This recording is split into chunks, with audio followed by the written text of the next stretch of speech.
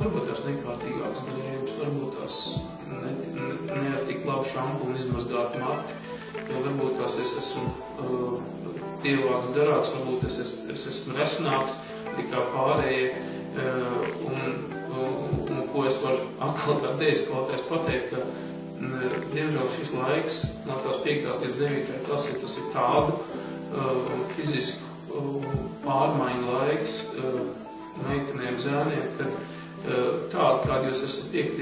9. klasē neviens nekad jūs praktiski dzīvē jūs pārmainīsties vēl 10 reizes. Man ir bijuši tādi gadījumi, kad jāsaka no pilnīgiem bezcerīgiem lācīšiem, tuntuļiem beigās vienkārši piedzimst priņķi, ar izteikt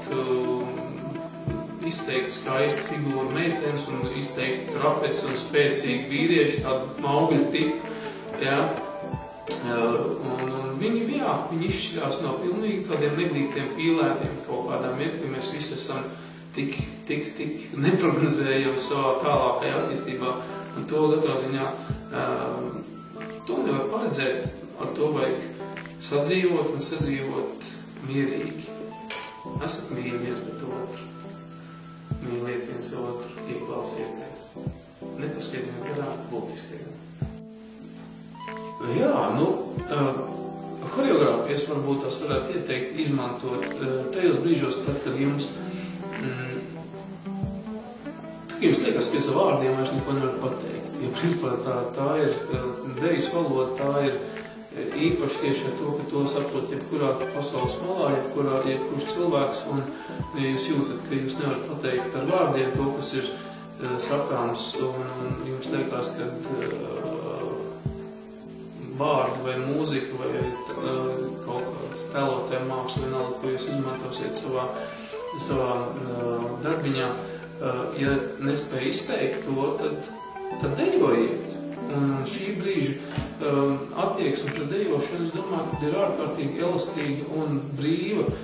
Neviens jums nepārmetīs to, kad jūs nenostiepsiet tur pēdu vai neiztaisnosiet celi, jo šīs darbs ir tikpat, viņš ir brīvs tādā uzstādījumā un arī brīvs realizācijā. Tā kā es domāju, ka vienkārši, ja jūs gribās kustēties, tas noteikti bagātinās jūsu video darbu vai muzikālo darbu vai arī foto skices. Tā kā droši kustieties. Es jau vienmēr esmu par kustību.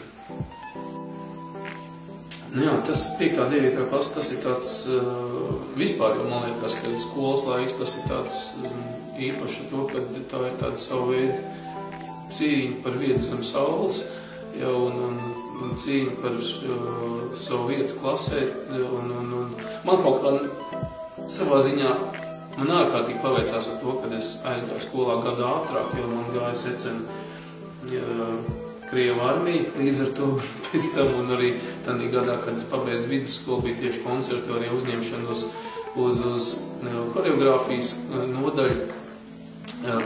Bet man nepaveicās, jo es atceros, ka es biju par gadu jaunāks klasē, un tiešām tās pirmās 3 klases man bija regulāri pārsists lūpas, man bija regulāri sasists lupatās, jāsaka, man bija tiešām tāds moments, kad es negribēju iet uz skolu, tikai tādēļ, ka es zināju, ka man atkal sitīs. Bet, kas ar man notika, un tas, man liekas, tas bija tās pirmās klases, un tad kaut kādā, tiešām tas bija kaut kādā 5. 6. klasē, es aktīvi gāju trenēties Siguldā kalnu slēpošanā, es biju ļoti, beigās ļoti tuvu pat Latvijas izlasē, kaut gan tur nenokļūt tam izlasē, bet, skolā ir, tādā laikā ir ārkārtīgi svarīga arī tā fiziskā varēšana, un tādā brīdī, kad man parādījās tā muskultūra, tā jāsaka, tā gaļa uz kauliem parādījās, tādā brīdī arī visiem tiem pārdarītājiem pārgāja smeķis man kaut ko darīt pāri, jo neizskatījās tā, ka viņi varētu sveikāri tikt cauri.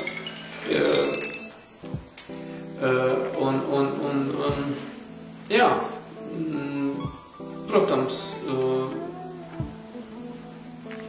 protams, šeit te tā ir tāda.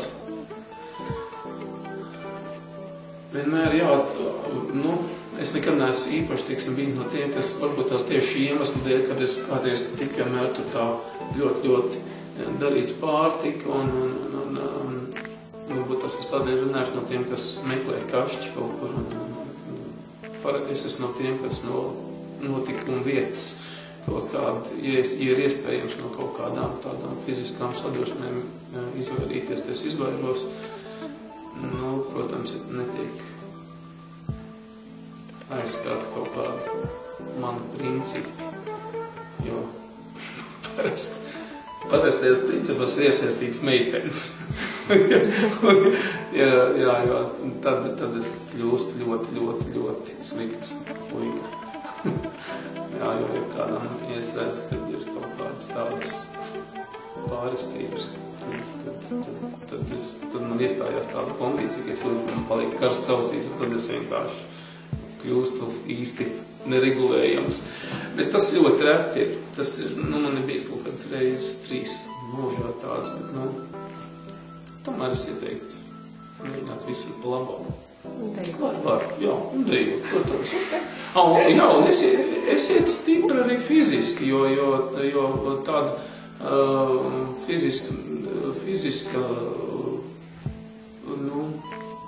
fiziskā kultūra, jā, tā jātiecās uz katru pašu personīgi, un lai cik gadiem ejot, lai cik tas vienmēr paliek aizvien grūtāk, es tāpat atradu laiku izskriet kādu līkumu, kādu pabraukt ar riteni vai papeldēt vai kaut ko tādu, vai nostāties baleta zālē pie stāvnes un padejot un pakustēties. To vajag, un tas iet, man liekas, kopā. Tas rada tādu harmoniju starp garīgo un fizisko. Tādai harmonijai arī jābūt iekšējai.